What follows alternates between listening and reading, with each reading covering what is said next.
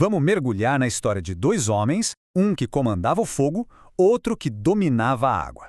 A gente vai ver como a fé deles não só salvou uma nação que estava à beira do colapso, mas deixou um legado tão poderoso que desafiou a própria morte. É uma jornada de milagres, confrontos e, acima de tudo, uma demonstração incrível do poder de um indivíduo. Essa pergunta é o ponto de partida de tudo. E para respondê-la, a gente precisa viajar no tempo para uma época de caos total e conhecer Elias e Eliseu, dois profetas que tiveram a ousadia de desafiar reis e deuses falsos com uma coragem, olha, impressionante. A nossa história começa num reino que estava, assim, em pedaços. Sobre o reinado do rei Acabe e da rainha Jezabel, a nação de Israel estava espiritualmente perdida. E a própria terra parecia refletir isso. Uma seca terrível castigava o povo, um sinal bem visível de uma crise muito mais profunda que estava acontecendo por dentro. E no coração dessa crise toda estava a adoração a Baal. Ele era tido como o deus que trazia a chuva, a fertilidade.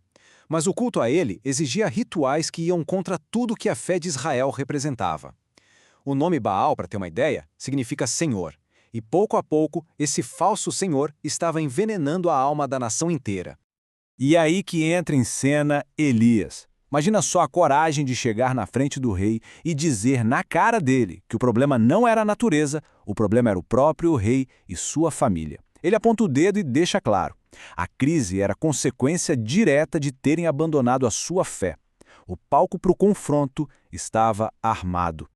E esse confronto vai nos levar ao momento decisivo dessa história. Um homem, Elias, sobe o Monte Carmelo para desafiar sozinha não só o rei, mas 450 profetas inimigos. Estava tudo pronto para uma demonstração de poder que ninguém jamais esqueceria. A cena é impressionante. De um lado, centenas de profetas de Baal gritando, dançando, se cortando por horas, sem nenhuma resposta. Do outro, Elias. Ele prepara seu altar e ainda manda jogar água, mas muita água, encharcando tudo e tornando a tarefa humanamente impossível. E aí, depois de uma oração bem curta, o poder divino se manifesta de um jeito que não deixa dúvida. O fogo não só consome a oferta, mas a lenha, as pedras, a terra e até a água. E o resultado? Uma vitória esmagadora.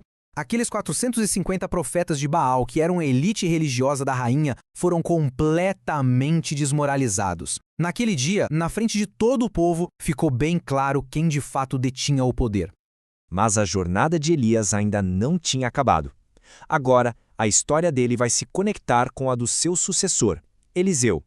E essa passagem de bastão seria tão milagrosa quanto o próprio profeta do fogo.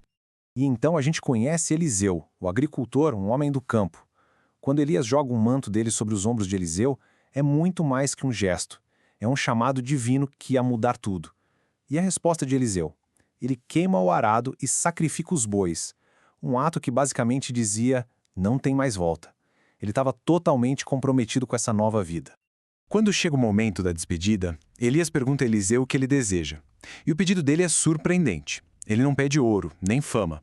Ele pede uma porção dobrada do espírito do seu mestre. No fundo, ele estava pedindo para ser o herdeiro principal, com autoridade e poder para continuar o trabalho de Elias. E a despedida de Elias, bom, é uma das cenas mais espetaculares já descritas. Uma carruagem de fogo com cavalos de fogo desce do céu, separa os dois e leva Elias embora num redemoinho. Para Eliseu, que viu tudo acontecer, aquilo foi a confirmação. O seu pedido ousado tinha sido atendido. Então, com o manto de Elias em mãos, Eliseu começa o seu próprio ministério.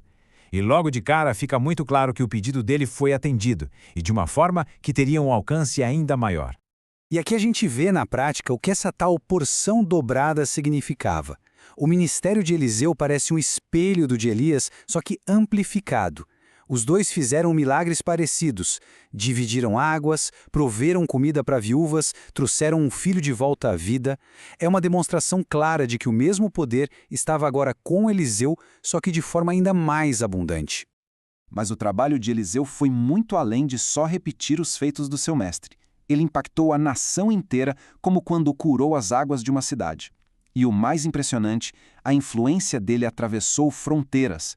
Ele curou Naamã, um general sírio, o comandante de um exército inimigo. Isso mostrou que o poder que agia através dele não conhecia limites, nem políticos, nem geográficos. A história, porém, guarda para o final a prova mais impressionante do legado desses profetas. Um evento que mostra que o poder que operava através deles não estava limitado nem mesmo pela vida. A cena final é puro caos. Um funeral é interrompido por invasores. No desespero, as pessoas que estavam ali jogam o corpo do homem no túmulo mais próximo que encontram, sem nem saber que era a sepultura do próprio profeta Eliseu. E o que acontece a seguir é simplesmente inacreditável.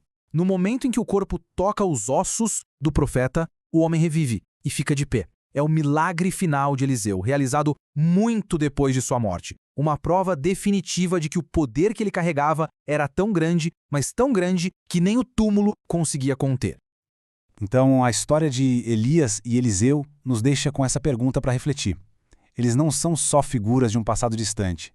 Eles são um exemplo do poder que uma vida com propósito pode ter. E isso nos faz pensar: qual é o nosso legado? Qual impacto a gente deixa para trás, um impacto que pode continuar a gerar vida muito tempo depois da nossa partida?